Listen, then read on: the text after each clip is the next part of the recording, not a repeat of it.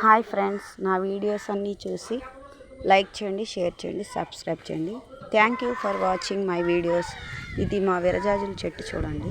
ఇప్పుడు సీజన్ కాబట్టి చక్కగా పూలు కోసాము. ఇన్నైని చక్కగా మాలకట్టాం. ఎంత స్మెల్ వస్తుందంటే సాయంత్రం పూట చాలా బాగుంటాయి.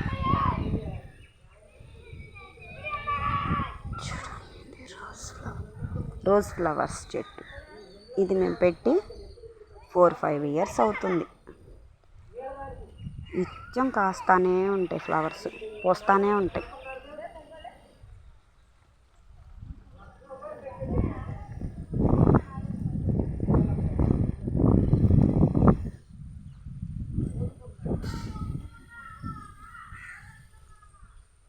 Thank you for watching my videos.